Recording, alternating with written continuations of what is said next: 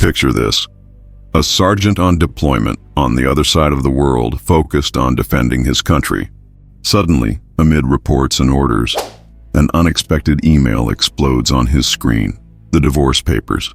No warning, no conversation, just the digital coldness announcing the end. While he risked his life in hostile territory, his wife emptied the joint account and welcomed her new boyfriend into what was supposed to be the family home. How many times does life strike without asking permission? Sometimes it isn't a divorce. It might be a layoff, a friend's betrayal, a sudden financial loss. Most people don't prepare. We live believing stability is eternal until someone pulls the rug out. And here's the core controversy. You can be on mission, working hard, sacrificing yourself, and still be blindsided by the very person who should be on your side. That's what this story will show you, step by step. Marcus was reviewing security reports at his base in Iraq when his laptop made that familiar new email sound. It was a Tuesday, 2:30 p.m. local time, when his life changed forever. Subject: important documents. Please confirm receipt. The attachment was 2.3 MB. Marcus clicked, expecting maybe a military document or insurance form. What appeared on the screen was a divorce petition in the name of Victoria Elena Santos, requesting dissolution of marriage with Marcus David Santos. What the hell is this? He muttered, reading the document 3 times. Marcus grabbed the satellite phone and dialed home. It rang and rang. Voicemail. He tried Victoria's cell, switched off. Her Facebook, last post 3 days ago, a mall selfie with people Marcus didn't recognize. Friends commenting, "Who are the new friends?" 2 hours later, Marcus managed to access online banking through the military connection. What he saw made him break a cold sweat in the 113-degree heat of the Iraqi desert. Wells Fargo joint account, $3,047. Last withdrawal, $15,000, 0313, ATM downtown Phoenix. $15,000 yesterday. Marcus scrolled the statement with trembling hands. 0310, $8,000, transfer to ACT. 2847, 0309, $12,000, ATM withdrawal, Scottsdale. 308, 18500, electronic transfer. 0307, $10,000, ATM withdrawal, Central Phoenix. 0305, $9,800, transfer to ACT. 2847. In 8 days, Victoria had pulled $88,547 from the joint account. Money Marcus had saved over 5 years of deployments, privations, and hazardous duty pay. He called the bank immediately. Wells Fargo, this is Jennifer. How can I help you? This is Marcus Santos, account number 4478-8934-1122. I need to understand these withdrawals from my account. One moment, Mr. Santos. I'm seeing them here. These transactions were all authorized with card and PIN. Mrs. Victoria Santos has had joint authorization on the account since 2019. I didn't authorize these withdrawals. I'm on military deployment overseas. Sir, legally Mrs. Santos has full access to the account, but I can suggest you go to a branch too. I'm in Iraq, Marcus snapped. I can't just go to a damn branch. That same night, Marcus decided to access the home security cameras. He'd installed a ring system 2 years earlier after a few break-ins in the neighborhood. What he saw on his laptop screen flooded him with anger. 3:30 p.m. the day before. Victoria walks in with a man, white, about 35, tattoos on his arm, ripped jeans and a black t-shirt.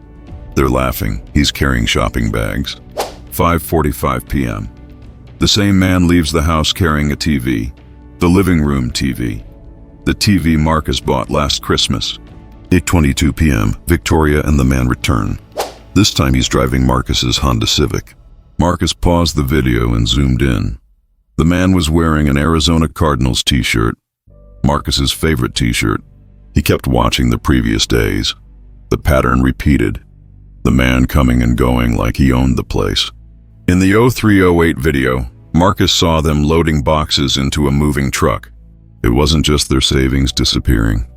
It was the entire home. The next morning, Marcus received another email, this time from Citibank. Mr. Santos, your refinance application for the property at 4428 Desert View Doctor has been preliminarily approved. Please come in to sign the final documents. Marcus felt the blood drain from his face. He hadn't applied for any refinance. He called the bank immediately. Citibank Mortgages, this is Robert. Marcus Santos. I received an email about a refinance I didn't request. Let me check. Yes, Mr. Santos, we have your application dated March 11th with all documentation signed. Impossible. I've been deployed in Iraq for 4 months. Silence on the other end.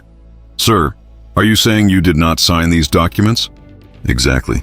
Mr. Santos, this is very serious. I'm transferring you to our fraud department right away. Marcus was transferred 3 times until he reached Supervisor Jim Morrison. Mr. Santos, I've just reviewed your file. We have a $340,000 refinance application with your signature notarized.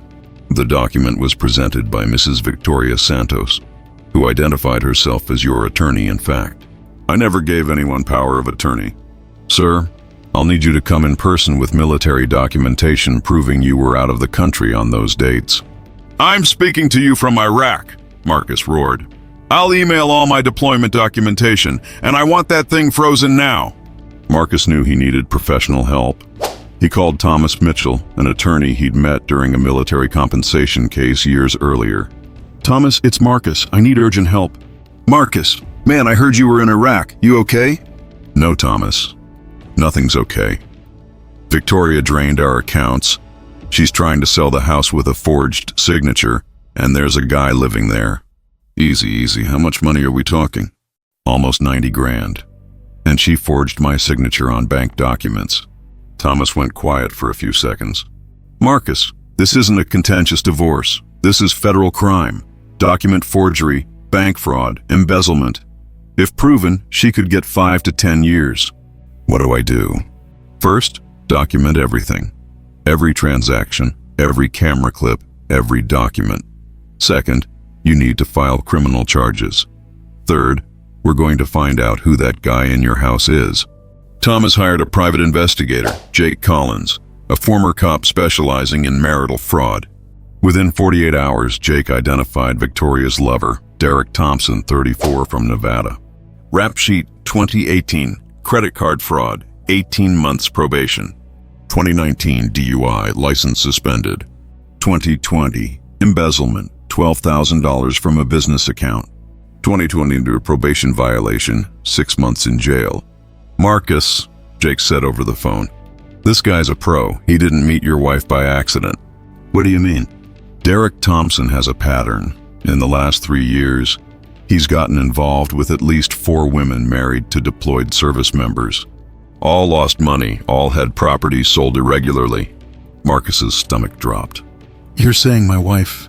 Your wife may be a victim or an accomplice. We don't know yet. But this guy has a specific modus operandi. Seduce military spouses, gain access to finances, drain accounts, and sell property while the husbands are away. Jake turned the dossier over to Thomas, who immediately contacted the FBI.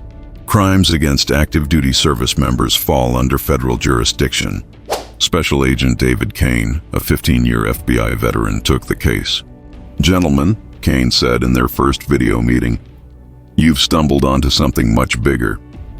Derek Thompson doesn't act alone. Kane displayed a map on screen with red dots across Arizona, Nevada, New Mexico, and Colorado. 23 similar cases in the last 2 years. Always service members deployed abroad. Always the same pattern. Wife meets a new friend. Accounts get drained. Properties are flipped quickly by specific brokers. Specific brokers? Thomas asked. Raymond Hayes of Desert Sun Real Estate. He's facilitated 17 of these sales. Fast deals, little scrutiny, buyers always paying cash with questionable source of funds. Marcus finally grasped the scale of what he was up against. So, Victoria, she could be the next victim, or a knowing accomplice. We'll find out. The FBI set up a surveillance operation, codename Nightfall. Agents began monitoring Derek, Victoria, and Raymond Hayes 24/7. Wiretaps were authorized by a federal judge. Within 72 hours, they had everything. Recording 1, 0321, 3:30 p.m. Derek. The account money's clean. I moved it all to the Bahamas. Victoria. And the house? Derek. Hayes closes tomorrow. Buyer already wired the $280,000. Victoria. What if Marcus finds out first? Derek. By the time he's back, there'll be nothing left. We'll be gone with nearly $500,000. Recording 2/03/22, 9:15 a.m. Hayes. Guys, we've got a problem. The bank froze the refi. Somebody flagged the signature. Victoria. Shit. Did he find out? Derek. Relax. We'll speed up the direct sale. You sign as his attorney in fact. Hayes. That's risky. If they catch us. Derek. For $300,000 each, it's worth the risk. Recording 3/03/22, 6:45 p.m. Victoria. I'm scared. What if he comes back early? Derek. Victoria, you're in this up to your neck. There's no going back. Either you follow the plan or you go down with us. Victoria, crying. I didn't want it to get this far. Derek. Too late, baby. We're criminals now. March 23rd, 2:30 p.m. Derek was driving Marcus's Honda Civic when federal agents stopped him in the Desert Ridge Mall parking lot. In the car, besides Marcus's personal items, agents found $47,000 in cash, 3 fake IDs, cloned credit cards, a list with 12 service members' names and personal info, drugs, cocaine and meth package for sale. Derek was arrested in flagrante for drug possession, possession of forged documents, and receiving stolen property. 2 hours later, federal agents knocked on Marcus's door. Victoria answered in a robe, visibly nervous. Mrs. Victoria Santos? Yes? Agent Kane, FBI. I have a search and seizure warrant. Victoria turned pale. May I see your ID? Kane showed the badge and the warrant. Ma'am, I'll need you to get dressed. You're under arrest for bank fraud, document forgery, and conspiracy. I want a lawyer, Victoria shouted. That's your right, but first, where's the safe key? Victoria hesitated. What safe? Mrs. Santos, we have recordings of you discussing a safe with cash and documents. We'll find it either way. Make this easier on yourself. Victoria crumbled.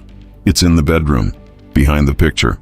In the safe, agents found $89,000 in cash, fake passports in the names of Victoria and Derek, and a handwritten list with banking details for other service members. Raymond Hayes was arrested in his office the next morning in front of clients and staff.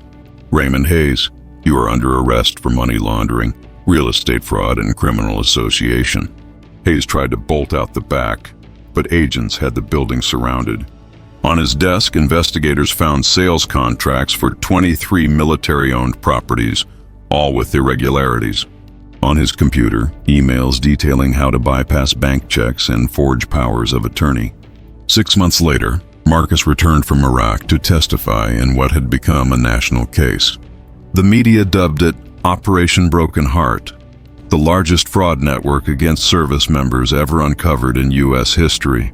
In court, Marcus testified in uniform. His voice didn't shake as he described discovering the betrayal via email. I was serving my country, risking my life, while the person who should have supported me was conspiring to rob me. Across the room, Victoria sobbed uncontrollably. The stress had taken its toll. She'd lost 33 pounds, her hair had gone gray, she looked 10 years older. When their eyes met, Marcus felt no anger, no pity, only relief that it was over. Derek Thompson, 12 years in federal prison with $500,000 fine. Raymond Hayes, 8 years in prison, $2.3 million fine. Victoria Santos, 5 years in prison, plus full restitution, plus community service. But Victoria's punishment went beyond prison.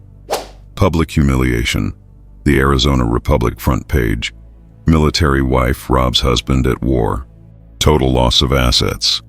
House sold to pay restitution. Cars seized. Accounts frozen. Personal belongings auctioned. Ongoing restrictions. Banned from opening bank accounts alone. Cannot marry without court authorization. Electronic monitoring for 10 years after release. Name listed on the National Debtors Registry. Marcus recovered the entire $88,547 stolen, plus $340,000 in compensatory and punitive damages. The FBI seized and sold all of Victoria's property: jewelry, designer clothes, electronics. Everything was converted into cash for Marcus. The house sold for $420,000. Marcus kept the full amount, as Victoria had legally lost any claim to the property. Total recovered, $847,000, nearly 10 times the amount stolen. 2 years later, Marcus was unrecognizable, physically stronger, mentally sharper, financially more solid than ever. He bought a smaller, modern home, invested the recovered money in stocks and real estate, built multiple income streams. His new mission: protecting other service members. Marcus created the Operation Secure Rear Guard program, a financial protection protocol for deployed personnel.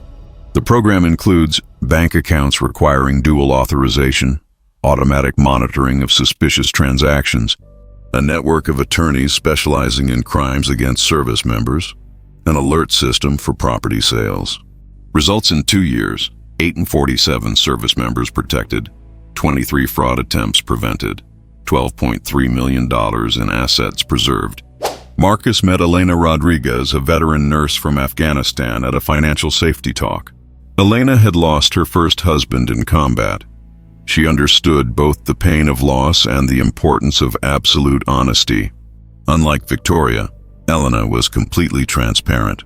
Shared passwords for everything, joint bank accounts from the start, daily video calls during Marcus's deployments. "With you, I don't have to fear or investigate," Marcus said when he proposed. "You're crystal clear."